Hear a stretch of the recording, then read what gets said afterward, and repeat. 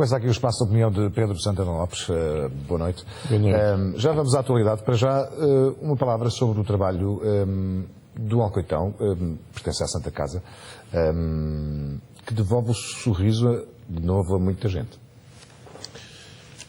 Devolve, os técnicos são extraordinários, o pessoal é fantástico, mas eu digo-lhe, isto é impressionante porque aqui há algum tempo aconteceu próximo da minha família, na minha família, uma situação parecida à do Nuno Carvalho, o irmão do meu filho mais velho, ficou tetraplégico com 17 anos, não mergulho numa piscina há um ano e qualquer coisa. E, portanto, por ironia do destino, eu que dirijo a Santa Casa, pronto, tive uma pessoa de família, digamos assim, a quem aconteceu isto e foi parar a Alcoitão, que é um sítio de trabalho extraordinário, mas quer dizer, onde nós percebemos como isto muda a vida das pessoas, das famílias. E nós não temos, de facto, bem a noção disso, que as pessoas precisam mudar as suas casas, o que as pessoas precisam mudar os seus carros, o adquirir a cadeira de rodas, e hoje em dia eles querem uma cadeira de rodas elétrica para se poderem mover minimamente. Pois há aqui muita coisa metida no meio, há diferentes modelos de terapia, quer dizer, eles têm a esperança de voltar a andar. Hoje em dia, pronto, investigamos, apoiamos a investigação, faz-se investigação por todo o mundo para tentar restabelecer o estímulo do sistema nervoso para a medula que fica fraccionada ou fica ferida. Isto é uma situação muito complicada que atinge em todas as idades, mas em muitos casos jovens. Olha, os mergulhos de verão nas piscinas, nas praias, não me canso de alertar para as pessoas terem cuidado com aquelas correrias na areia para o mar e mergulhar logo na entrada e depois a areia está alta e as pessoas batem com o pescoço na areia. Isto é muito complicado, mas quer dizer, o Nuno, julgo que já mexe também um bocado as mãos, o António, este rapaz que eu referi também, os braços, as mãos, isto com o trabalho notável, de facto, as pessoas de Alcoitão, outros centros cá no país. Hoje em dia estamos a procurar estabelecer intercâmbio com outros centros fora de Portugal, que têm umas terapias, por exemplo, há outros centros onde os trabalham de pé, atados a uma parede ou a um colchão, para poderem trabalhar não só os membros, mas também os músculos do corpo todo, porque uma das questões que mais se lhes põe, eu lembro de Salvador Mendes de Almeida me dizer isto uma vez, foi, Pedro, e um dia eu ainda não estava na Misericórdia, estava a almoçar com ele disse, Pedro, e se um dia vem a cura e eu não tenho o resto do corpo já preparado porque os músculos vão enfraquecendo. E, portanto, isto é um trabalho integral, como é um trabalho que nós estamos a procurar fazer agora, construir uma residência para eles, porque muitas vezes as pessoas ficam nesta situação, gostam de estar durante o dia, principalmente, ou à noite, perto de pessoas que estão em situação idêntica. E, portanto, como em Alcoitão é uma área, digamos assim, florestal grande, no conceito de Cascais, temos lá área para construir uma residência assistida, para onde as pessoas possam ficar a viver, a ter aulas, sintam ao pé de Alcoitão, tem a recuperação da fisioterapia, lá ao lado também a Escola Superior de Saúde. Estamos a construir um espaço para as famílias das pessoas que estão em tratamento, não é? As que ficam lá a viver, poderem lá ficar em vez de irem para o hotel quando não têm dinheiro, e outro para os investigadores estrangeiros. Isto de Alcoitão é de facto um espaço absolutamente impressionante, extraordinário, onde eu julgo que uma pessoa depois de lá ir, depois de lá estar, depois de conhecer aquilo, nunca mais volta a ver a vida da mesma maneira, porque aprendemos a relativizar muitas outras coisas. Lembro do Hermano José há muitos anos, eu vivi num prédio que ele me ter dito, ele tinha a mania das motas, como é capaz de se lembrar, e uma vez ele foi fazer lá uma sessão ao Alcoitão, e veio tão impressionado e disse ao Pedro, nunca mais vou andar de moto. As motas às vezes causam isso, mas não só as motas. Hoje em Alcoitão, muitas pessoas, há mais pessoas, mais casos de AVCs, estamos a construir um andar só para pessoas com AVCs, portanto não são só os acidentes que provocam as limitações físicas às pessoas, mas é evidente que os casos de tetraplegia são muito complicados, paraplégicos é um pouco menos, mas também é muito complicado. Agora, temos gente extraordinária e lá está. Eu dou muitos parabéns ao João Ferreira, à CMTV, por ter feito este trabalho que é absolutamente arrepiante, e que ajuda a despertar as pessoas para o que isto representa. Não é só o acidente, é o resto da vida, nas acessibilidades. Agora tive uns 10 dias no Rio de Janeiro, se uma coisa que reparei lá foi que todos os passeios têm sítio onde passar a cadeira de rodas. Falámos disso aqui, e isto sim, olha, isto é que é muito, muito, muito importante. Vamos então agora à atualidade. A saída da Troika, claro, e tudo o que lhe está relacionado. Noutro plano. É um dos temas de hoje, claro, o anúncio de ontem de Pedro Passos Coelho. Personalidades portuguesas defenderam o cautelar, mas foram agora desmentidos pela realidade. O próprio Presidente chegou a defender o programa cautelar ainda em janeiro. Vamos ver algumas dessas declarações. E temos depois de criar condições para um desenvolvimento de um programa cautelar que nos permita o apoio das instituições europeias. Não sou capaz de dizer qual é que são as condições que são estabelecidas para a aplicação de um programa cautelar. Nem sei eu, nem sabe ninguém, porque a Irlanda não recusou. E, portanto, nesse sentido, nós vamos ser os primeiros. E como vamos ser os primeiros, não sou capaz de dizer se vamos ou não cumprir as situações. A execução do programa de resgate e a posição, digamos, próximo da saída eram diferentes. Repito, Irlanda, nada ao cautelar, Portugal cautelar ao resgate. É evidente que era melhor para nós, em minha opinião, que tivéssemos coincidido num programa cautelar, porque, como é evidente, nos serviriam de referência de alguma maneira, e porque tínhamos a mesma situação. O não ter acontecido isto significa que afastamos-nos da Irlanda, portanto passamos a ser lidos pelos mercados numa situação diferente, não é igual à Grécia, mas numa situação diferente da Irlanda para todos os efeitos. O programa cautelar, com certeza, que garante mais confiança, mais segurança. À partida, será a melhor opção. A única notícia que há é boa, mas o Governo está a fazer caixinha dela. É que o déficit este ano vai ser menos do que 5,5. Acha que sim? Sim, deve ser para aí 5,1, 5,2, 5,3 o máximo. Bom, e o Governo sabe disso, ou desconfia disso, e está a aguardar, até para efeitos internacionais, acho eu, lá para... A TSF deu, aliás, a notícia, o Ministério das Finanças não confirmou, depois Miguel Frasquilho quase confirmava. Eu acho que estão a aguardar lá para janeiro ou fevereiro, numa altura que é fundamental para preparar a negociação do programa cautelar. Agora...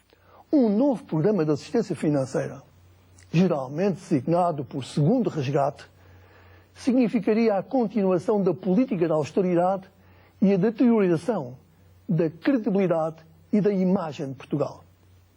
Seria elevado o risco de regredirmos para uma situação mais gravosa do que aquela em que atualmente nos encontramos. Há razões para crer que Portugal não necessitará de um segundo resgate. Um programa cautelar é uma realidade diferente. Temos razões para contar com o apoio dos nossos parceiros europeus no acesso aos mercados financeiros. Eu penso que o Governo, não é o Governo, a República, o país, ainda podem conseguir que de facto não tenhamos um programa cautelar e aí fiquemos mais do lado da Irlanda. Veja que a Grécia está a anunciar já o regresso aos mercados no segundo semestre e a dizer que não vai precisar mais da ajuda financeira externa. E, portanto, o mais natural é nós aproximarmos mais da Irlanda e, para isso, de facto, não teremos nem programa cautelar. É por isso que é a parte que eu achei, digamos assim, mais complicada do discurso. O Governo decidiu que sairemos do programa de assistência sem recorrer a qualquer programa cautelar. Depois de uma profunda ponderação de todos os prós e contras, concluímos que esta é a escolha certa, na altura certa. Pedro Sandro Lopes, enfim, quase toda a gente falava do programa cautelar como quase que inevitável. Outros eram mesmo a favor desse programa cautelar, e há alguns que ainda hoje são, não é? Sim, que dizem que seria melhor. Pedro Sandro Lopes, já ali a 2 de janeiro, achava que poderia ser uma saída limpa. Mas há mesmo vantagem de ser uma saída limpa? Eu acho que há, sinceramente. E principalmente depois da Irlanda ter conseguido a saída limpa. Se nós ficássemos com um programa cautelar, não é a mesma coisa, mas é algo semelhante em termos, imagino, da Espanha estar no euro e Portugal não estar. Nós ficaríamos com o estatuto de um Estado menor em relação à Irlanda, termos conseguido menor sucesso, e os resultados não o demonstraram, de precisarmos ainda de mais tempo, de mais tutela, e vimos como agora, já na parte final do seu mandato, a Troika quis, ou do seu poder, a Troika quis impor algumas medidas mais gravosas, nomeadamente o Fundo Monetário Internacional. E estamos numa altura em que o poder na Europa vai mudar, de facto, com as eleições europeias, vai todo ele mudar. Estaríamos meses com um cautelar sem conteúdo, sem termos ao certo com quem negociar. Os que estão para sair não têm poder e os que vão entrar só terão poder a partir do ano que vem. Nós temos reservas suficientes para respondermos perante as nossas responsabilidades e para fazermos as amortizações da nossa dívida durante um ano, pelo menos. Diga. Mas essa é uma das questões, é que para construir, digamos assim, ou para juntar essa almofada, 15 mil milhões, foi preciso medidas de austeridade e uma subida de impostos muito grande, não é? Valeu a pena? Ou seja, nós construímos o nosso próprio programa cautelar, digamos assim. Sim, talvez. Aquilo que não terá valido a pena, e julgo que os dirigentes da maioria já reconheceram, foi não ter sido possível começar mais cedo a reforma do Estado. E a poupança na despesa do Estado, que não são prestações sociais. Não é muita, mas é alguma, e teria sido melhor, poderia ter evitado alguma da carga fiscal. Isso, de facto, não foi feito. E sabemos como grande parte do reequilíbrio orçamental que foi conseguido foi à custa da receita e só menos à custa da despesa. Isso, de facto, é pena. Agora, neste momento, por exemplo, ainda hoje a Comissão Europeia prevê para este ano um crescimento superior ao de França e de Espanha, igual ao dos Países Baixos, da Holanda. E, portanto, foi duro, mas eu julgo que o enfermo está a caminho de ficar curado, apesar de a dose de antibióticos poder ter sido um pouco excessiva, ter tomado antibióticos tempo demais ou ter tomado uma dose excessiva. Tomou 1 grama quando podia ter sido 500 miligramas, imagino. E, portanto, a dose pode ter sido dura, mas eu também acho que os resultados apareceram mais depressa do que se pensava. E eu já a semana passada aqui destaquei e volto a destacar a execução orçamental do primeiro trimestre, que para mim de tudo o que ouvi até hoje, porque os juros pode-se dizer é um fenómeno mais ou menos comum a todo o espaço europeu, nomeadamente a Europa do Sul, apesar de ser muito bom, não tiro valor nenhum ao facto dos juros terem baixado, pode-se dizer que o desemprego pronto continua apesar de ter reduzido. A execução orçamental apresenta resultados do lado da receita e do lado da despesa. E eu estou convencido que isto vai ter resultados ao longo do ano e no final do ano. Aqui o que me faz confusão, e por isso passamos, e pedi para passarem estas imagens todas, os resultados lá está são muito importantes. E o tempo que se perde, quer dizer, pode haver pessoas que digam assim, eu prefiro o cautelar, ainda hoje, como o Zé Carlos Castro disse. Agora, outra coisa é dizer, nós não temos outra hipótese a não ser o programa cautelar. E hoje o Presidente da República, quando interpelado pela imprensa ou a Presidência, o Presidente na sua página no Facebook foi dizer, se quiserem, leiam o prefácio dos meus roteiros 8, ou pôs na sua nota no Facebook, eu disse que o cautelar era melhor do que o segundo resgate. E algumas destas declarações, eu reconheço, até são numa fase em que os juros estavam a 6% ou 6,tal%, e de facto a opção punha-se um pouco entre o cautelar e o segundo resgate. Ali Moraes Sarmento e outras pessoas. Mas o Presidente, e aqui é preciso refletirmos sobre a natureza do nosso sistema político. Quer dizer, o Presidente hoje, em minha opinião, para bem do país, eu não ponho em causa, mas teve que disfarçar.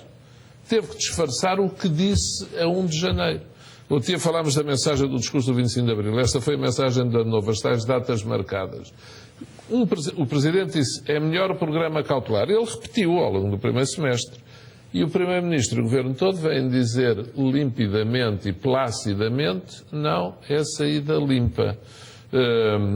E quase parece que sem uma articulação com o Presidente, uma preparação de terreno para o Presidente poder sair airosamente daquela posição que tinha defendido. Eu julgo que o Governo também não fez, que o Presidente, quando fez a sua mensagem de Ano Novo, também não terá ajudado o Governo nessa matéria antes de dizer aquilo que disse, ou preparado com o Governo. Apesar de tudo, Cavaco Silva, nesta questão do programa cautelar, Cavaco Silva, na altura, se bem me lembro, comparava o segundo resgate com o programa cautelar, ou seja, não punha a terceira hipótese, que era uma saída limpa. E então, dentro desses dois cenários que ele colocava, preferia o programa cautelar. Não, mas ele no roteiro, ele fala da saída limpa. Ele diz que uma saída limpa era um pouco arriscado demais, que é melhor apresentarmos aos mercados. Acha que Sim, mas isso já é mais tarde, eu digo nestas declarações de janeiro. Um país com sucesso, que era melhor apresentar-se com essa cautela do que sem anteparo nenhum. O que ouça, eu nos outros cidadãos percebo melhor. No Presidente tenho mais dificuldade, mas já sabe que eu tenho muito essa posição. Acho que os Presidentes devem ser mais contidos em público e tão atuantes quando entenderem em privado, digamos assim, nas reuniões com o Primeiro-Ministro ou outras entidades, mas em público tem que haver solidariedade entre o Presidente e o Governo. É curioso que na declaração, eu tenho aqui a declaração de Cavaco Silva no Facebook, que posso reproduzir, e ele diz exatamente assim: o que mais me vem à memória no dia de hoje são as afirmações perentórias de agentes políticos, comentadores e analistas nacionais e estrangeiros, ainda há menos de 6 meses, que Portugal não conseguiria evitar um segundo resgate. E depois pergunta, o que dizem agora? É verdade. Sim, é verdade, mas o Presidente tem que... É uma mínima provocação, não é? Política. Lá está. Eu acho que o Presidente aí procura disfarçar do que ele disse, porque ele também não, como vimos, não acertou na saída limpa. Portanto, o Presidente atira para os que defenderam o segundo resgate. E aí tem razão. E ouça, eu quero, ao sublinhar esta divergência entre Presidente e Governo, não estou a tirar mérito àquilo que o Presidente fez, e foi muito o Presidente Cavaco Silva, para ajudar o país na cena internacional e nos contactos privilegiados que tem, nomeadamente com o Fundo Monetário Internacional, com a Comissão Europeia e também com o Banco Central Europeu. O Presidente Cavaco Silva tinha essa opinião. Eu só recrimino ter dado a opinião publicamente. Respeito que ele ache mais por dentro um programa cautelar. Eu acho que tinha sido mau para Portugal. Agora, ele faz isso bem feito. Ele hoje o que é que ele ia dizer? Ia discordar do Governo? Ia criticar o Governo? Ia dizer, mas eu continuo a defender o programa cautelar? Não. Então, olha, bem dito Facebook, que dá jeito para muita ocasião. Lá foi ele para o Facebook, um dia deste está no Instagram, também foi para o Facebook e disse, olha, vou chatear, desculpa, eu vou chatear é os que defenderam o segundo resgate. É sempre um bocadinho mais suave escrever no Facebook. E ele tem alguma razão, vou dizer assim, entre a saída limpa e o programa cautelar, a distância é muito menor do que entre o programa cautelar e o segundo resgate. E, portanto, digamos que essas pessoas que estavam entre o cautelar e a saída limpa estavam numa faixa estreita. Mas, de um lado, considero bom e construtivo. Quem puxava pelo segundo resgate? Não estava a ver bem a coisa e não estava a prestar um bom serviço a Portugal. Não estou a dizer com má fé no caso dos portugueses. Agora, alguns lá fora, e algumas agências, às vezes, alguns órgãos de comunicação, com mais vontade de ver a coisa não correr muito bem a Portugal do que correr bem. Entretanto, o Partido Socialista exige saber agora, porque há uma carta de intenções que tem que ser subscrita. Quer saber o que diz exatamente esta carta de A Irlanda também assinou, não é nada de novo. A Irlanda é uma carta muito simples, conhece a carta de Irlanda. Conheço, é uma carta, não tem nada de especial. Até tem poucas intenções, digamos assim. Sim, cheio de boas intenções, está o inferno cheio. Sim. Será uma carta desse tipo, uma carta quase que acho que é capaz de ser um bocadinho mais comprida. Ou uma carta com mais precisão nas medidas que vão ser tomadas para os próximos anos. Aqui o Partido Socialista tem razão em exigir saber o conteúdo desta carta já? Eu, com o devido respeito pelo Dr. António José Seguro, com quem simpatizo muito, mas acho que ele pronto, também está a disfarçar um bocado como o Presidente, quer dizer, ele nestes dias não sabia muito bem o que é que havia a dizer. Porque a vida não é um dia fácil, o Dr. Portas tinha prometido sei lá o quê, eu nem vi se o relógio dele funcionou. Não, ele mostrou o relógio, eu não vi mostrar o relógio. Não sei se o relógio dele avariou, se está a funcionar. Durante algum tempo funcionou. Funcionou, não é? Mas pronto, eram dias de suposta festa, entre aspas, com F pequeno para o lado do Governo. Portanto, António José Seguro tem que dizer umas coisas. Agora pediu a carta de intenções. Eu estou a convencido que a carta de intenções vai ser mais enfática do que a Irlanda. Não é que a Irlanda não seja motivo de preocupação, não continua a ser acompanhada. Teve lá uma delegação da Troika recentemente. Pronto, mas quem empresta dinheiro de vez em quando vai lá ver as contas, saber como é que isto está a correr. Apesar de eles não precisarem de vir cá ou de ir à Irlanda para saberem as contas, pode-se mandar, mas querem marcar a sua presença de credores. Politicamente é importante, não é? Pronto. E quer dizer, alguém dizia ontem, hoje de manhã, e com razão, há uma vantagem que podemos retirar deste tempo todo. disto que aconteceu, no meio de muitas desvantagens ou de muitos tempos difíceis, é que a mentalidade, como é que lhe ia dizer, laxista ou facilitadora do despesismo sem rei nem roque, essa não pode voltar. Com credores ou sem credores... É sinal que o Governo quer dar com a subida do IVA? Ainda que seja mínima. É um bocadinho também, é mínima, é do IVA social, consignado do Orçamento da Segurança Social, mas eu acho que sim, o Governo e a Troika. Eu devo dizer que acho que o Governo nesta altura dispensava um bocadinho estas medidas. Em vésperas de eleições, não deve ter dado jeito nenhum. Eu acho é que não fechávamos a avaliação a 12ª sem isto ser feito. E, portanto, o Governo sabia aqui que havia uma exigência firme da Troika em relação a resultados. E a Troika não sabe o que é que o Tribunal Constitucional vai decidir. Portanto, exigiu que nos aproximássemos destes tais 1.400 milhões de euros que falávamos aqui a semana passada. Quer pelo lado da receita, quer pelo lado da despesa. E, por isso... Troika não vacilou aí, o Governo teve que cumprir, mas eu não estou a dizer que não é pesado, principalmente a TSU, com certeza, o que era bom era o IVA baixar, não era o IVA subir, não é? Genericamente para a economia, sim. Sim, ainda outro dia estava a almoçar em Montemor e dizia-me o dono do restaurante, estavam lá a almoçar espanhóis, e ele estava a dizer, aqui ao lado pagam nos restaurantes 10%, os espanhóis vêm aqui, estão-me sempre a dizer isto. Pronto, oxalá esse tempo possa chegar, tão depressa quanto possível para Portugal, mas eu acho que é motivo de celebrarmos. Nós lá na Misericórdia, quando há coisas boas, nós costumamos dizer isso. Também temos que celebrar uma operação que correu bem, um resultado, uma operação financeira que deu resultados para se poder empregar mais agora este ano.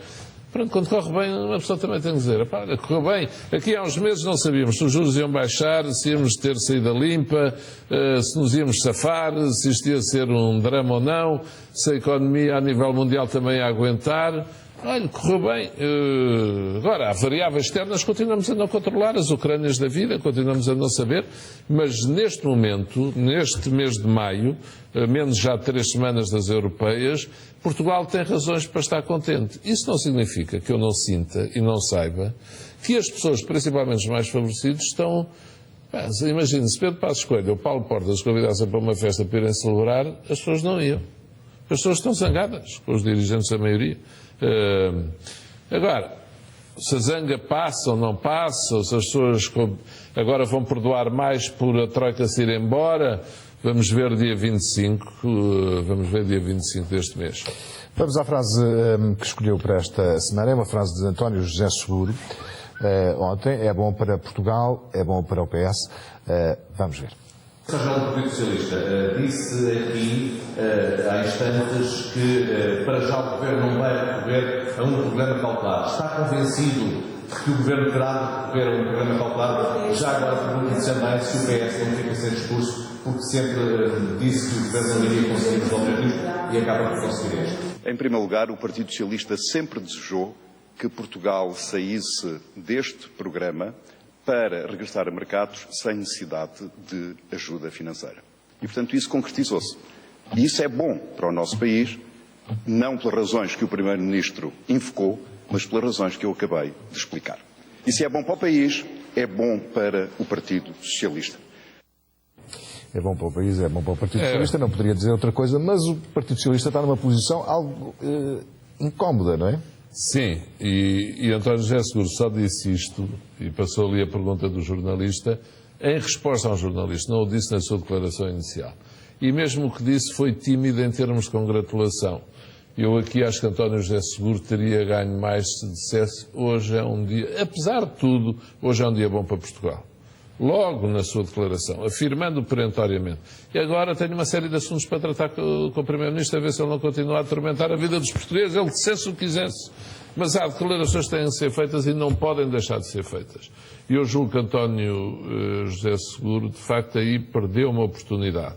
Digo sempre, ele que é uma pessoa educada, ele que é uma pessoa ponderada, é uma pessoa responsável, mas pronto, de facto, sente-se...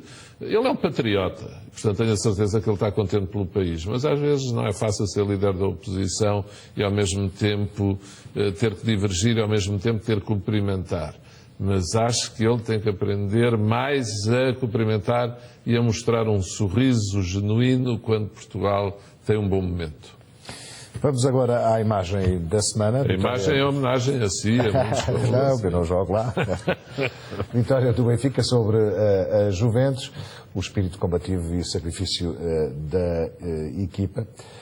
Foi um jogo de grande sofrimento para o Benfica e, mais uma vez, terminou o jogo com 10.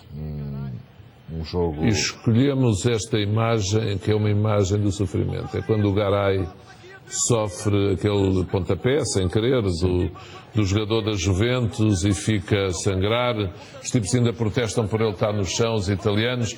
Eu devo dizer, primeiro, aliás, escrevi, olha, no meu Facebook, não é só o Presidente, escreve no Facebook, congratulei pela vitória do Benfica, torci durante o jogo do Benfica e torci à séria. Eu tenho vários amigos que não torcem pelas equipas portuguesas quando elas jogam, acho isso extraordinário. Mas respeito isso, mas para além de eu ter torcido, porque acho que era bom para o Benfica e para o futebol português, os italianos mereciam, tão arrogantes que são, que foram, tão sobranceiros, o que eles disseram... Problemas no túnel depois, problemas no túnel. No túnel, a caminho das cabines, depois de uma má criação, de uma falta de educação, de uma arrogância. E eu acho que o Benfica jogou de maneira extraordinária, com uma capacidade de entreajuda, com uma solidariedade entre todos, e de facto esta coisa notável é que o Benfica tem ganho com 10 e até com 9.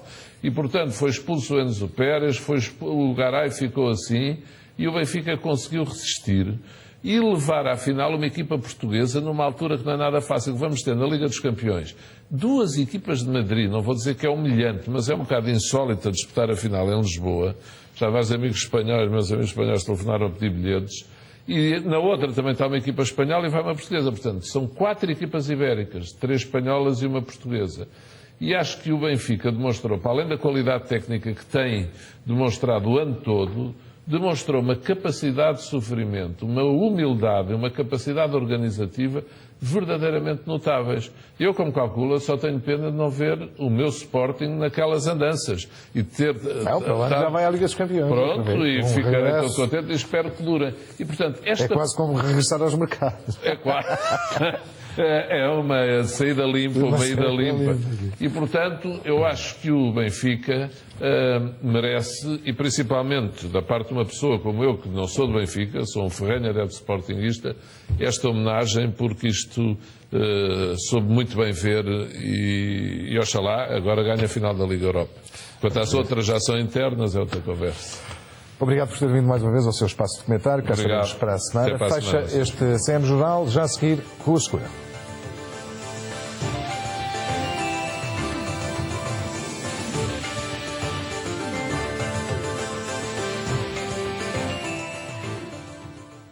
A seguir, Rua Segura.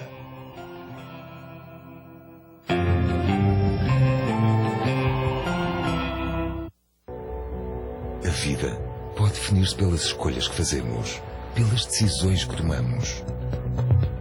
Tecnologia ou emoção de condução. Dinâmica ou segurança. Design ou desempenho. Mas há quem opte por ter tudo. Mercedes-Benz Classe E. Agora com a oferta de caixa automática e sistema de navegação em toda a gama. É tudo ou tudo. Tudo o que acontece na TV, dentro e fora do ecrã, está na TV Guia. Descubra todas as semanas tudo sobre os famosos. Conheça a vida real dos seus personagens preferidos. E fique a par das últimas novidades dos programas que mais gosta. Não perca a TV Guia, já nas bancas. Mercedes-Benz Classe E Limo. Agora com oferta de caixa automática e sistema de navegação. É